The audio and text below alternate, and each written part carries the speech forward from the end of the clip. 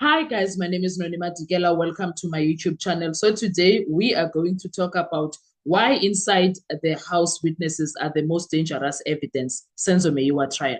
Before we do that, guys, please make sure you do not forget to like, to share, to comment. And most importantly, please make sure you are subscribed on the channel. Please make sure you are watching the videos up until the end and you are watching the ads that are coming through. When you are doing that, you'll be supporting this channel financially and in numbers. Thank you so much. I really appreciate you. Now, courts love inside the house witnesses. Judges trust them. Prosecutors protect them. The public believes them. Why? Because proximity feels like the truth. If you were there, if you saw it, if you lived it, then surely you know what happened in there. You know what happened. But that belief is wrong. Okay?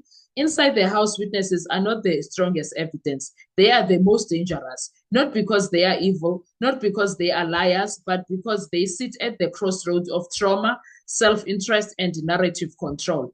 And nowhere in that danger clearer, than in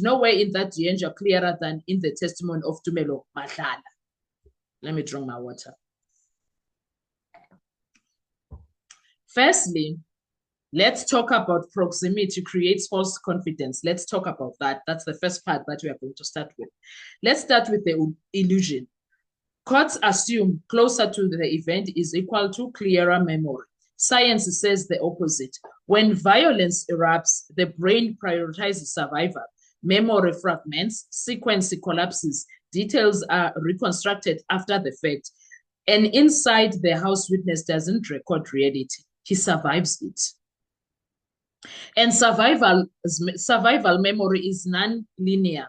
That's why Madlala remembers chaos clearly, but loses precision on timing, location, and sequence. That's not a moral failure. It's a neurological one. And the courts routinely underestimate it. They underestimate that. Number two, inside witnesses are never neutral. An outside witness observes, an inside witness participates. Even if they didn't touch a weapon, even if they don't pull the trigger, they ran, shouted, held someone, fled, hid, helped, or failed to help. That means every inside witness carries exposure. And exposure creates incentive, not necessarily to lie, but to align. Align with the dominant police narrative, the version that bleeds away from them, the version that turns witnesses into survivors, not suspects. This is where danger begins. So part of all of that happens in high speed, okay? Number three, the unwritten deal. You are a witness, not an accused. No prosecutor will say this out so loud, but every seasoned defense lawyer knows it exists. If you were inside the crime scene and you are not in the dock, you are already benefiting from the decision. That decision may be justified or it may be strategic, but once it's made, the witness understands one thing instinctively. The version keeps me safe. That's what Tumelo understood. Obviously, no one wants to go to prison, guys. That's a fact. No one wants to become a prisoner. Even the most dangerous criminal does not want to become a prisoner. So, yes. And that knowledge doesn't require coaching, it requires awareness. So Tumelo was aware. If I go with the narrative that is being given, I'm going to be safe, I won't go to prison. That's why inside witnesses are unconsciously loyal to the narrative that spared them.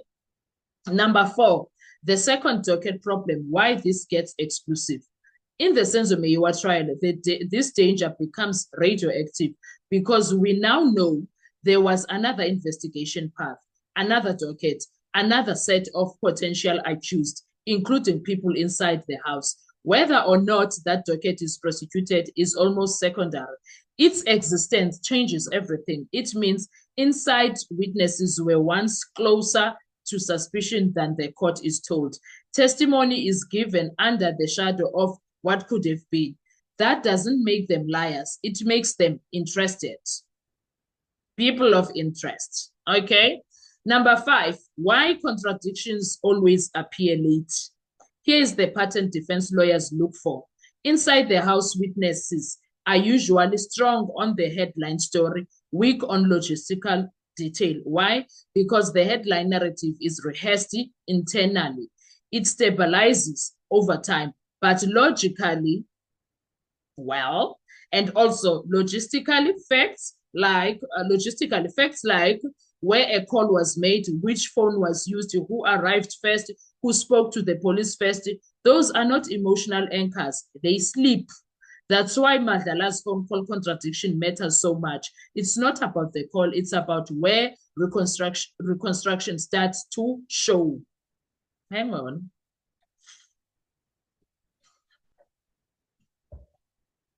Number 6, identification, the most dangerous moment of all. Courts love dog identification, but inside the house identification is uniquely risky. Why? Because fear imprints faces incorrectly. Later exposure, photos, court appearances reshapes memory. Confidence grows after, not during the event. By the time an inside witness points in court, they are often pointing at a memory layered with time, reputation, and official reinforcement. Confidence is mistaken for accuracy. This is not theory, it's a settled forensic psychology, and there's nothing that anyone can do about it. It's a fact from the psychology, so there's nothing that anyone can do about it. Number 7, why courts still fall for it?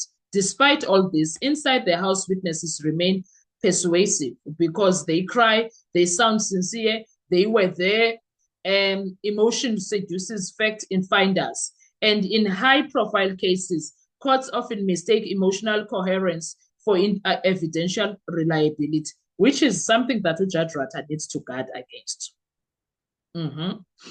That is how miscarriage of justice are born, not from unquestioned proximity. Number 8, the warnings this case sends. The Senzo Meyiwa trial is teaching South Africa something uncomfortable, that being inside the room does not make you the safest guide to the truth. It makes you the most complicated. And unless courts treat inside the house witnesses with extra scrutiny, not extra sympathy, they risk building verdict on stories that feel right, but don't hold up under structural weight. Those are the problems that this brings. Now, inside the house, witnesses don't just describe crimes, they shape outcomes. That power demands suspicion, not cynicism, but discipline. Because once a court confuses survival memory with certainty, justice stops being blind and starts being persuaded, which is what is not needed when it comes to the Senzo Meyiwa case, because a lot of things happened here and there's a long time in between those processes.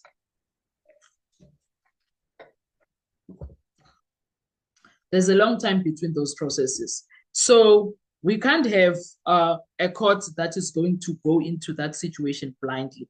They need to be here. They need to watch out. They need to understand what is happening there. They need to understand a lot happened there. They also need to understand people's lives are at risk here, whether they are criminals or not. People's lives are at risk here.